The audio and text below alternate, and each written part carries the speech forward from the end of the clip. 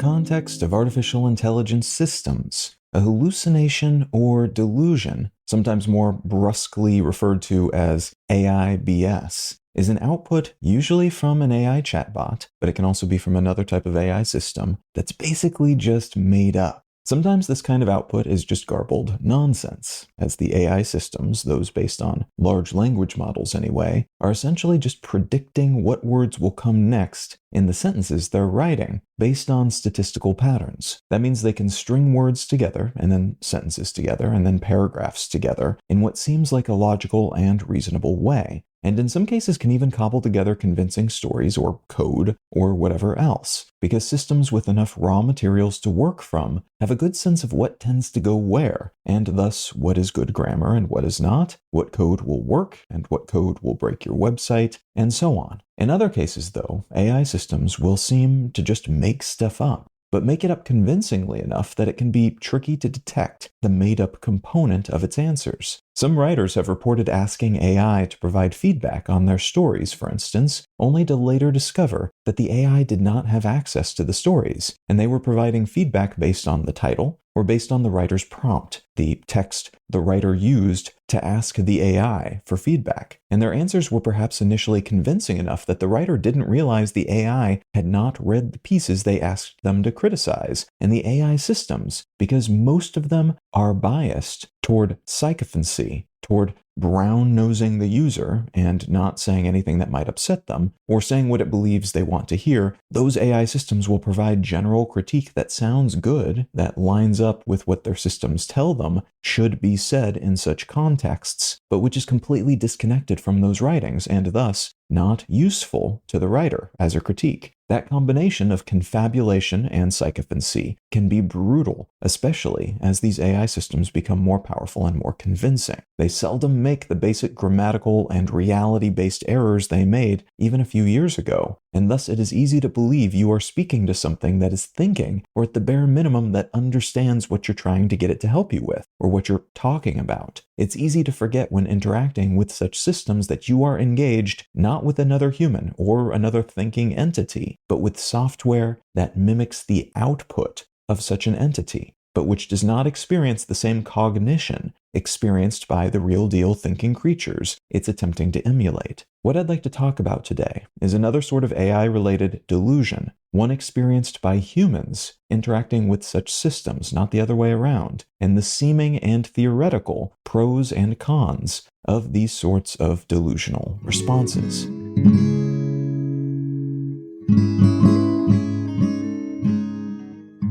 You're listening to Let's Know Things. I'm Colin Wright.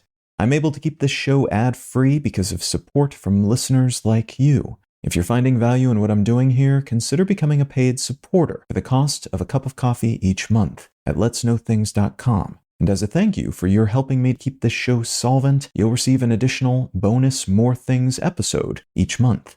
All right, let's get back to the show.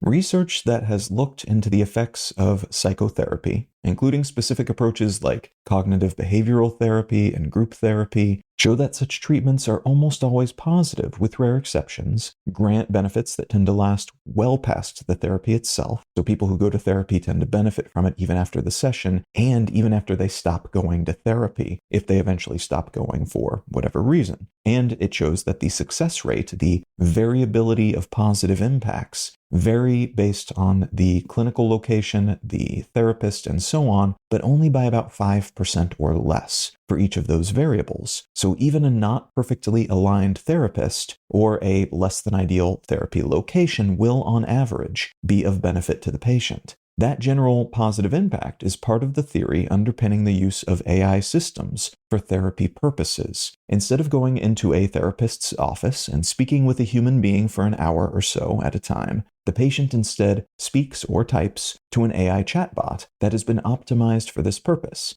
So it has been primed to speak like a therapist, to have a bunch of therapy-related resources in its training data, and to provide therapy-related resources to the patient with whom it engages.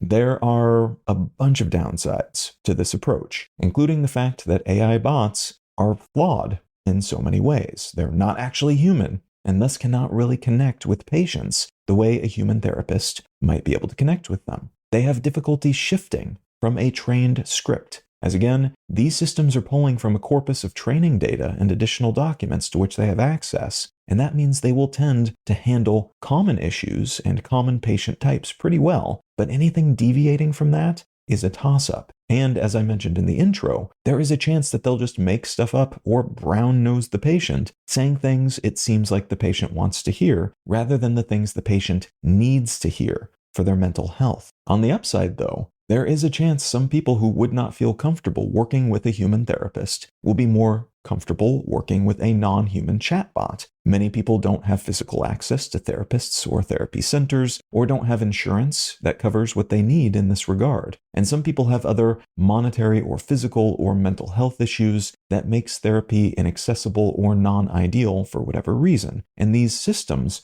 could help fill in the gaps for those people, giving them something imperfect, but, well, 80% of what you need can be a lot better than 0% of what you need, in theory at least. That general logic is a big part of why the therapy AI bot boom has been so substantial, despite the many instances of human patients seemingly being driven to suicide or other sorts of self-harm after interacting with these bots, which in some cases were later found to either nudge their patients in that direction or support their decisions to do so. And that is alongside the other issues associated with any app that sends the user's information to a third location for processing, like the collection of their patient's data from marketing and other purposes. The therapy chatbot industry is just one corner of a much larger conversation about what's become known as ChatGPT psychosis, which is shorthand for the delusions some users of these AI chatbots, those made by OpenAI and those made by other companies, begin to have while interacting with these bots, or maybe already had, but then have amplified by their interactions with these systems.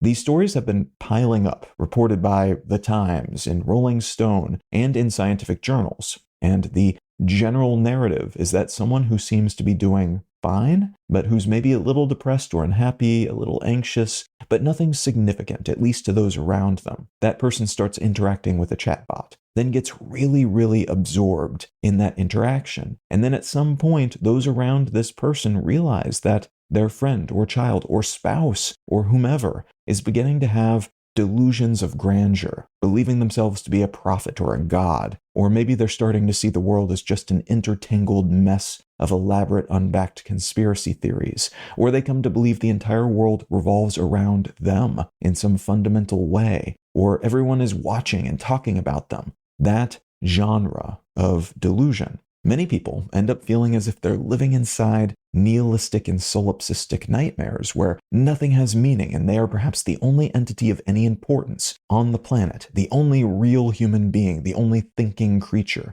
Everyone else is just playing a minor role in their individual fantastical existence. Different chatbots have different skins in the sense that their outputs are tailored in different ways to have a different valence and average personality. Some chatbots like ChatGPT's GPT-4o have had their sycophancy setting set so high that it originally rendered this chatbot almost completely useless before it was eventually fixed. Early users of that bot reported feeling unsettled by their interactions with it when it was first released because it was such a shameless yes man that they could not get any useful information from it. And all the language it used to deliver the information it did provide made them feel like they were being manipulated by a slavish underling. For some people, though, that type of presentation, that many compliments and that much fawning attention will feel good, maybe will feel right. Maybe they're disempowered throughout their day in countless subtle or overt ways, and having someone, even if that someone is not real, speak to them like they're the boss, like they are important and valuable and smart and attractive, and perhaps even the most important person in the world, maybe that feels good. Others maybe feel like they have hidden potential that's never been appreciated. And if the chatbot they are referencing for all sorts of answers about things, and which seems to have most of those answers and is thus believable as a source of good, correct information, if that source starts to talk to them as if they are the Messiah, well, maybe they start to believe they are important, are some kind of messiah. After all, this thing is right about so many other things, so why not about this thing? It is something which many of us, to greater or lesser degrees at least, possibly not always to that extreme, would be psychologically primed to believe, at least on some level, because it feels good to feel important. And so many social narratives, in some cultures at least, make this seem like something that does happen and might someday happen to us. Like we have this well of untapped potential that might someday be discovered and be deployed. This effect might be even more pronounced in people who have underlying conditions like depression or anxiety, and even more so, those with conditions like schizophrenia that leaves a person prone to various sorts of psychosis. Folks with such conditions, diagnosed or not, are already frequently triggered by things like social media, which, because of the way these platforms scoop up data and target content at users, can make folks who look at TikTok and scan their Instagram feed feel like the center of the universe, like they're being watched, like folks they don't know are sending messages to them, or like there's some kind of pattern they need to figure out in which they've caught a glimpse of, and which seems really, really important, and which indicates in some way that they themselves are also really, really important. This is part of why many experts are saying that if AI chatbots are going to be used therapeutically, they should absolutely be used in a hybrid situation where there are humans in the loop who are capable of checking to make sure the information being conveyed is accurate and not inflaming psychosis in the user, so they can ensure medication is being used and prescribed when appropriate. There needs to be someone who can talk the user down and tell them when their brain is leading them awry, basically, which is not something chatbots are generally capable of doing right now. They are more likely to reinforce a user's incorrect theories and ideas and beliefs and understandings, which of course can lead to a slew of other issues across all sorts of other industries and fields as well, including general knowledge about the world and current events. Speaking of the news, though, there are just as many articles these days reporting on folks who seem to have found love with AI chatbots, as there are people who have committed violent acts against others or various sorts of self-harm as a result of interacting with these things. Some of these pieces are written salaciously. Look at these silly people doing silly things, but many of them do a pretty good job of at least attempting balance, as while the majority of folks featured in these articles seem to be missing something in terms of human interaction, which then presumably put them in the right state of mind to have romantic or companionable feelings toward an unthinking software system. The flip side of that coin is that many of them seem to be happier now than they were before they met these systems and brought these bots into their lives in this way. We have then, on one hand, AI chatbots telling their users to assassinate celebrities, and at least in one case, to assassinate British royalty. And on the other hand, we have sometimes the same chatbots, made by the same companies, telling people they are worthwhile and loved and appreciated, and that's exactly what some of their users need to hear at that moment. And it's something that the human beings and other entities in their lives are not telling them. It has been argued, often convincingly, that these sorts of AI-human relationships are a crutch, and a massively unstable one. These systems are prone to change as the models behind them and the businesses that make and maintain those models change. And many of the stories about these people who have these relationships end with their AI partner or spouse suddenly losing interest in them, or becoming cold, or in some other way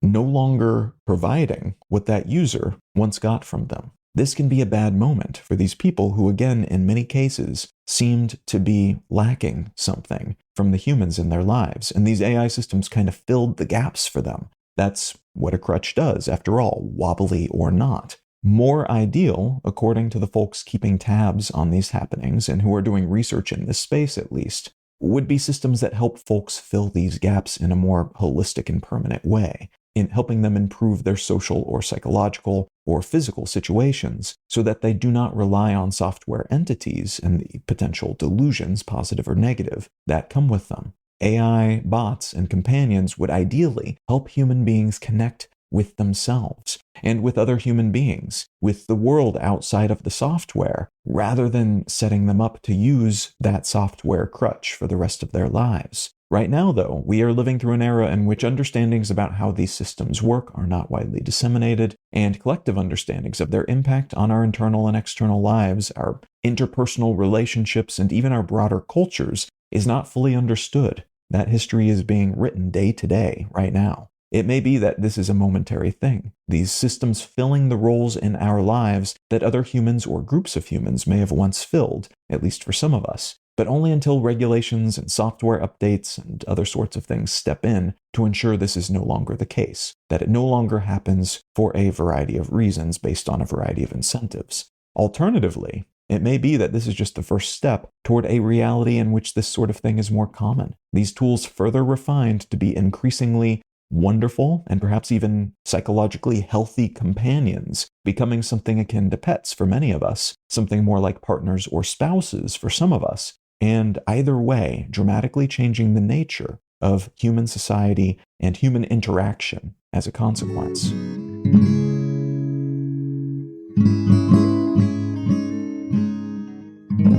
The book I'd like to recommend today is called Mr. Penumbra's 24-Hour Bookstore by Robin Sloan. This is a fun, whimsical, at times absurdist, somewhat fantastical novel that is also a critique of the tech world, or at least a critique of the tech world as it existed in the early 2000s. A lot of the tech world references in it are fairly dated at this point, but you'll probably still understand what it's saying and why, even reading it from 2025 and onward. But even though that critique is a little ham-handed at some points, it is a fun book. It's a nice ride. It's a good, enjoyable page turner if you're looking for that sort of thing. And again, it is a very fantastical world that people who appreciate books in particular will probably appreciate and revel in for many reasons. If any of that sounds interesting to you, consider picking up a copy of Mr. Penumbra's 24-Hour Bookstore by Robin Sloan.